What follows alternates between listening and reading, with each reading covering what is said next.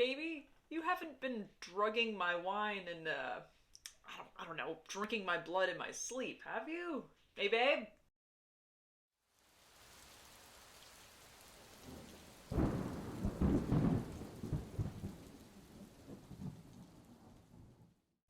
Hello world, and welcome to my channel, where I share my writing journey, talk about books, and even, on occasion, shake things up. In today's video, I would like to share with you a short story that I read entitled La Morte Amoureuse, or The Dead Woman in Love, by Theophile Gautier in 1836, translated by Lafcadio Hearn, or, as it is more commonly known, simply Clarimonde. This short story represents one of the first portrayals of the female vampire seductress in Western literature, as well as something about the author that was a bit more baffling to me at first. If you're interested in learning more about the history of different literary movements in France, this work is a valuable study for you. Before we get into the content of today's video, if you enjoy my work and would like to support it, please smash that like button, leave a comment below, subscribe to my channel, and ring that bell. I post new videos every Wednesday, and I would be honored if you would come along with me on my journey to make my writing dreams a reality. Now let's dive in. Clarimonde tells the story of Romuald, a priest of 66 years old who is looking back on the first and only time that he ever fell in love. Rather than remembering this as a happy period of his life, however, he looks back on it with a tremendous sense of foreboding, because the woman with whom he fell in love was a vampire. He views this affair as a time that he was lured away from God and gave himself over to the devil, and because of this, he believes himself to be forever damned. He intends for his tale to serve as a lesson to all of those who might be tempted to stray from the path of God and give themselves over to Lucifer. I'm just going to cut to the chase here. I've really enjoyed this story, and I think it would serve as a great introductory piece to anyone who's looking to ease their way into older pieces of literature, but might feel intimidated by the prose or perhaps the longer time that it takes to actually get into a piece of fiction written from an older time period.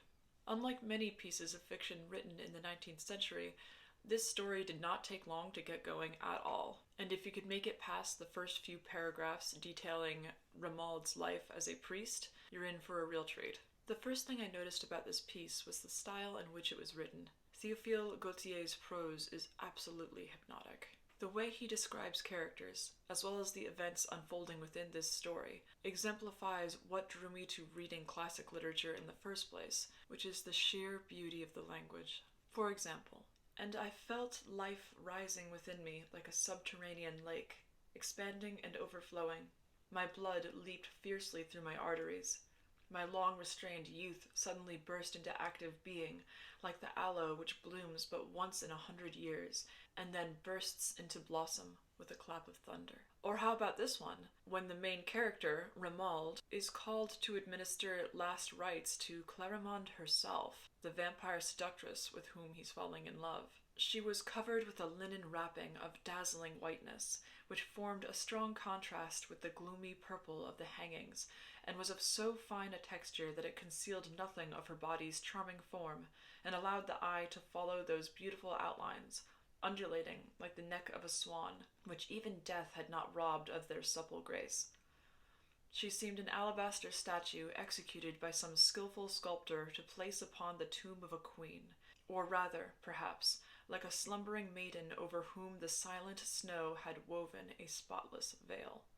The language of this piece was strikingly beautiful throughout, and created the perfect atmosphere for a tragic Gothic romance. His prose reminded me a lot of Victor Hugo's books, and come to find out, Victor Hugo was actually a personal friend of Theophile Gautier. Now let's talk about characterization. This is one of those stories where I desperately wanted it to be longer, because not only was I enjoying every single sentence of this story, but I still had questions about the characters and their love that I really hoped would have been answered. For example, this love affair between Clarimonde and Romuald lasted for over 3 years, and Romuald had actually moved into her castle to live with her, because of course she lives in a castle, she's a vampire. That's just how that works. It's part of the deal. But despite the rather long duration of Romuald's infatuation with Clarimonde, his feelings for her struck me as rather surface level. He goes on and on about her beauty and how enthralled he is by her, which is probably some vampirism at work, but that's kind of where his level of admiration stays. I would have loved the opportunity to watch their romance grow and change over this 3-year period, for the power of their love to grow greater than their preternatural longing, and really place him at odds with his priestly vows. If only this work were longer, we may have had such an opportunity. Quick warning, spoilers ahead. Additionally, toward the end of the book, when Renaud discovers that Clarimonde has been drugging his wine and sneaking into his room, pricking him with a golden pin, and drinking his blood, this never gets brought up in conversation between them. I mean, seriously? It just sort of seemed like the thing you would bring up to your significant other. Like, hey baby, you haven't been drugging my wine and, I don't know, drinking my blood in my sleep, have you? Hey babe? So, there was that. There was also the fact that Renaud seemed very quick to believe that Clarimonde was evil, despite the fact that he claimed to be so deeply in love with her, too. I feel like this story wanted the reader to believe that Clarimonde was evil based solely on the fact that she was a vampire, and vampires are ungodly. She didn't really seem to commit any actual wrongs as far as I can remember, other than, of course, the aforementioned drugging Renaud's wine and sneaking into his room and letting his blood for a quick drink. You know, again, have this conversation, guys. You gotta talk it out. This is the only way it's gonna work between you. It was these sorts of character development questions that I really would have loved to learn more about.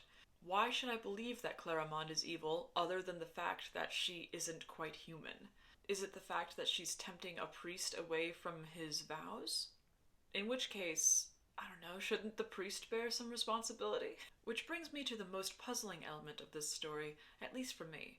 And given that this work was written in 1836, I'm going to go ahead and discuss the author of this book, as well as the historical literary context in which it was written, because I believe it's relevant to my review, and besides, it's interesting.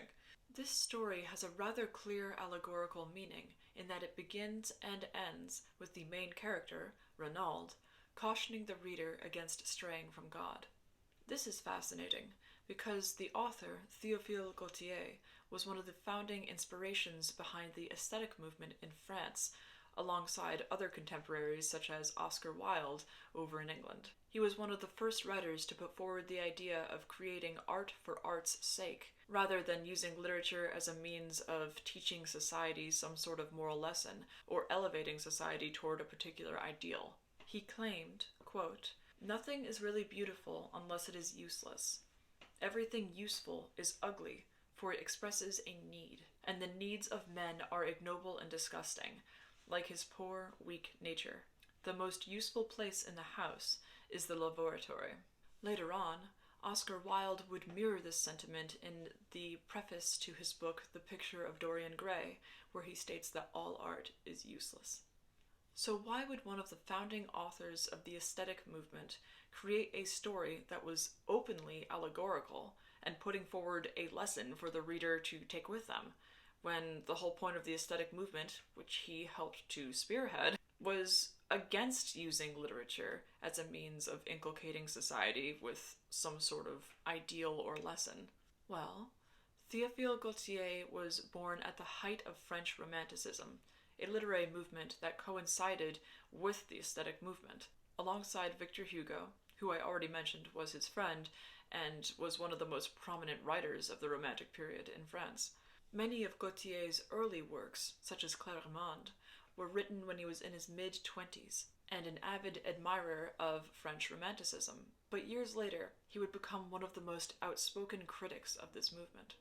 One more interesting fact that I'd like to mention about the author is that Charles Baudelaire actually dedicated his book The Flowers of Evil, this one right here, to Theophile Gautier, saying, "To the impeccable poet, to the perfect magician of French letters, to my dearest and most admired master and friend, Theophile Gautier, with feelings of the most profound humility, I dedicate these sickly flowers.